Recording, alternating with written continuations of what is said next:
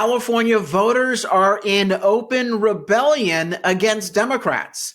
That's according to a new statewide poll. Coming up, we'll walk you through some of the more shocking results of the poll and what we plan to do to fight to take back this state in the November election. The time is now. The voters are ready.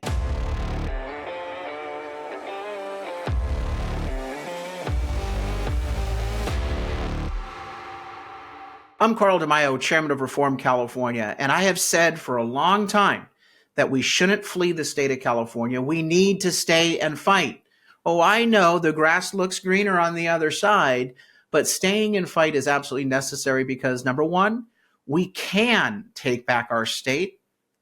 If we can get the Republican Party of California to actually pull its head out of its rear end and actually organize itself, as well as voters are shifting in our direction. It just takes leadership. It takes everyone getting involved, not just giving up and running away. Second, I warn you that the grass is not greener on the other side because you can move to another state and your government could just as easily change there from a red to a purple to a blue state. We see this happening in Nevada and in Arizona. And third, you should stay and fight because you shouldn't have to give up California. We are blessed by so many things. We are cursed by only one thing, our awful far-left government, a corrupt government where special interests call the shots. But a lot of you say, well, Carl, the California voters are too far left, too stupid, that they're never going to wake up. A new poll out today from the Public Policy Institute of California, statewide poll, shows that California voters are shifting. They're waking up and they're ready for change. The question is, are we able to run the campaigns with enough support and vigor to allow them to see which direction they can affect change through ballot measure votes and through the candidates they select in this November election? That's what Reform California is all about, is understanding these polling numbers I'm about to share with you and putting out a political plan for you to participate in to make a difference in the November election. And I'm so excited about these numbers. It's showing that people are ready and ripe for change. And by the way, this is not the only poll showing this.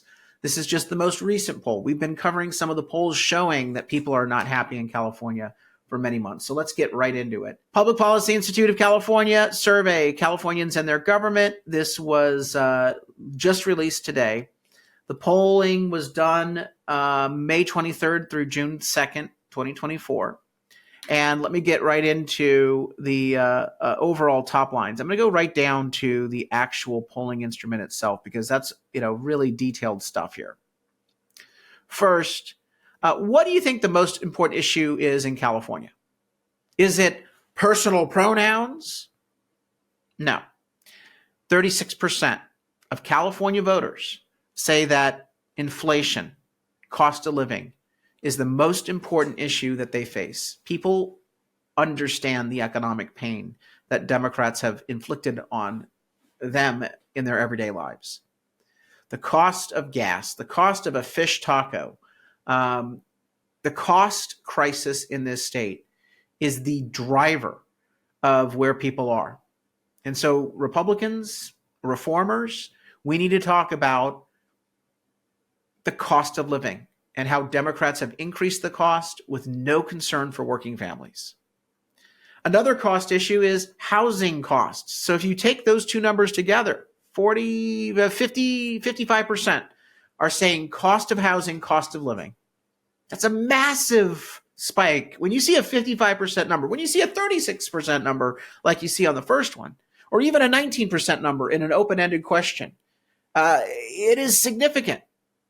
Homelessness, which again is a big issue, it's a big crisis, comes in third place at 13%.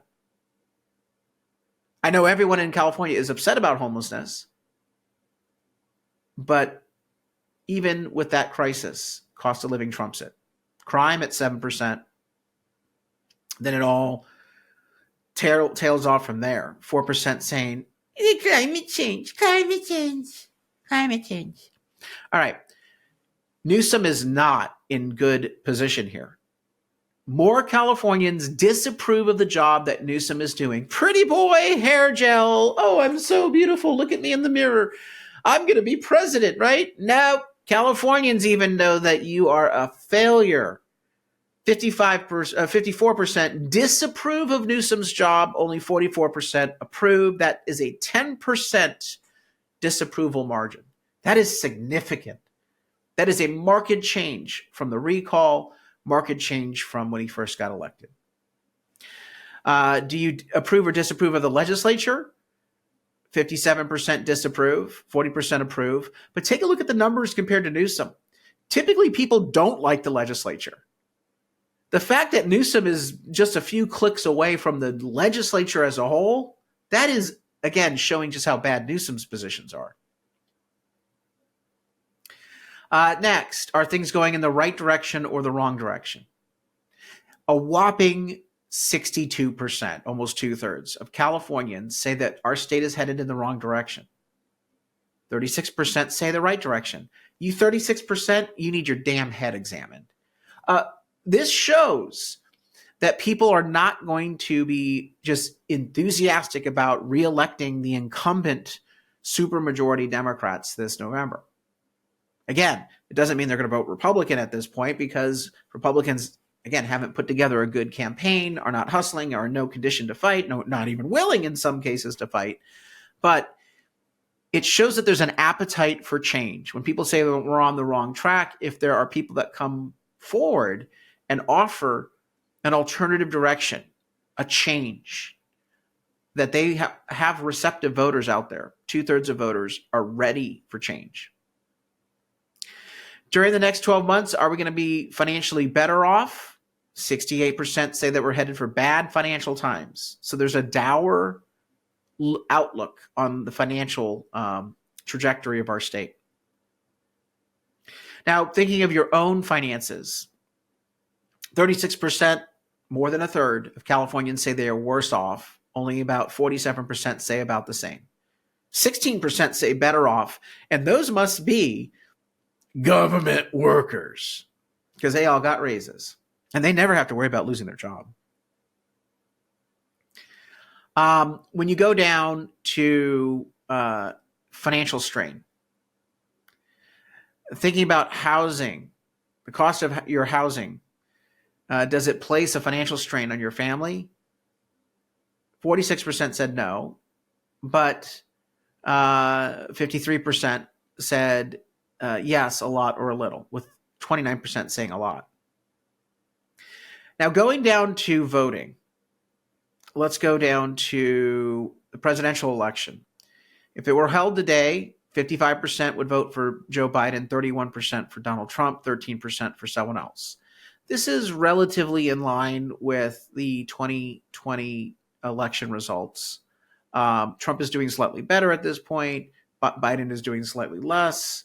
But again, I'm not surprised by these numbers. Going down forward to the race for U.S. Senate. Right now, Adam Schiff has a commanding lead against Steve Garvey, 62 to 37%. People need to get their head examined. Schiff is just awful. He's an awful human being. He's a liar. He's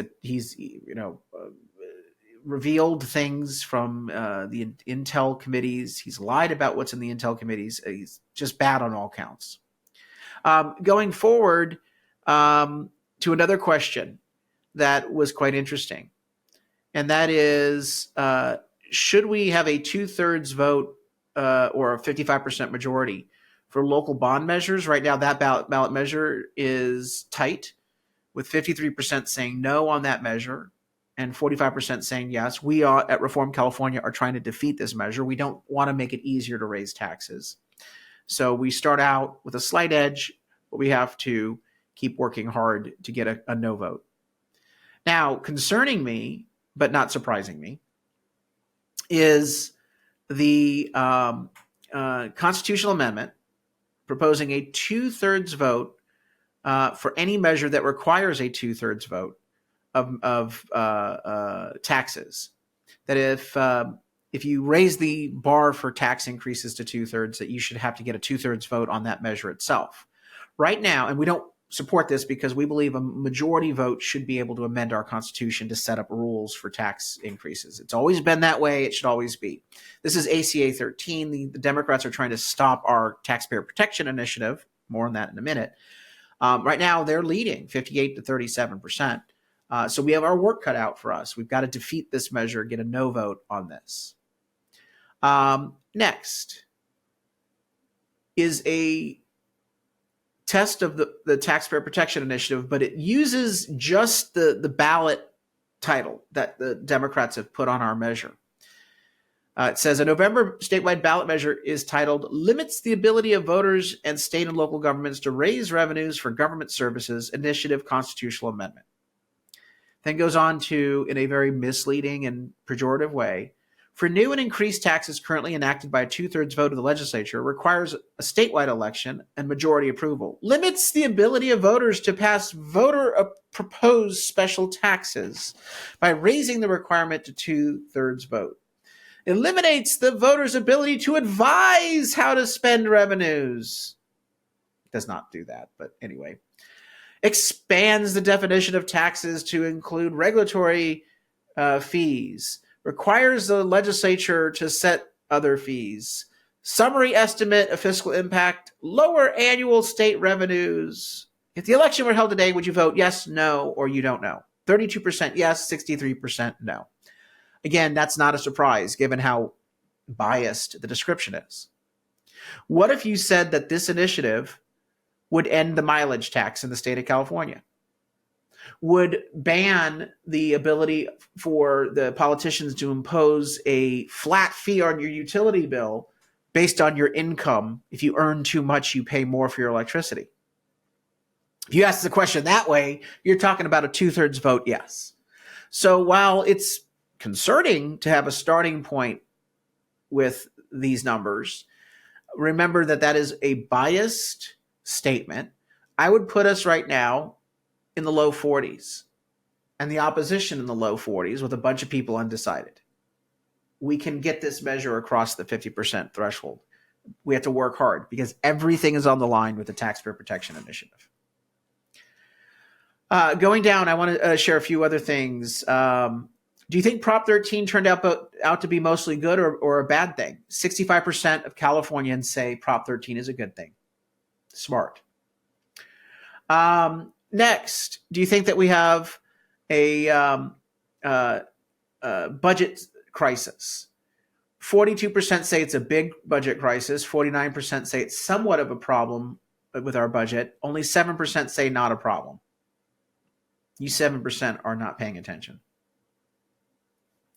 Next one I want to share with you, which is quite interesting, is the question of, would you be willing to vote for higher taxes or lower taxes? Now, this question is misleading as well because it gives you a false choice. It says, do you want to lower taxes and get fewer services, or do you want to pay higher taxes and get more services? Well, we know what the Democrats are doing. They're raising our taxes and giving us fewer services. I mean, that's the scam that these liberal politicians run. And I do not believe that we will get fewer services with tax relief. We can actually provide better services if we actually just cut the fat. High-speed rail project, illegal immigrants getting free health care. Just make sure that we cut the fat. Even despite the false choice that's presented to voters in the poll, 56% of California voters want lower taxes and are okay with fewer services. Going down here, I'm not going to ask about the budget questions. Here is one what was quite interesting. Do you think that Biden is doing a good job as president? Even in the deep blue state of California, 56% disapprove of Biden's performance. Only 42% approve. That's a massive 14% disapproval net rate. What's interesting is that as bad as Biden is, Gavin Newsom is pretty much in the same ballpark. Yeah, even in the state of California. Look, California is a blue state, but it is clear that California voters, even though they're blue, they're not happy. they realized that these supermajority Democrat politicians, Biden, Newsom, and the legislature, have failed them miserably, and they're in pain, and they want change. And change for them is not higher taxes. Change for them is more affordability in our state. That's the loud and clear message from this poll, and that should give you great comfort. Now, what do? Lead. The voters are looking for change. Let's give them that change. Go onto the website right now, reformcalifornia.org, and you will see the change that we are fighting for, but we can't do it alone. We need your help. Share the stories that are up there because we need to open up the eyes and the ears of California voters on so many issues, from crime to grime and homelessness, to failing schools, to the high cost of living, the high taxes. And yes, we need to get them educated on our taxpayer protection initiative so that we can pass it, protect Prop 13, and block unfair and costly tax hikes in the November election. Plus, remember that we do have our voter guides, which are so important to get in the hands of voters, because you know how I shared with you the misleading description of our ballot measures?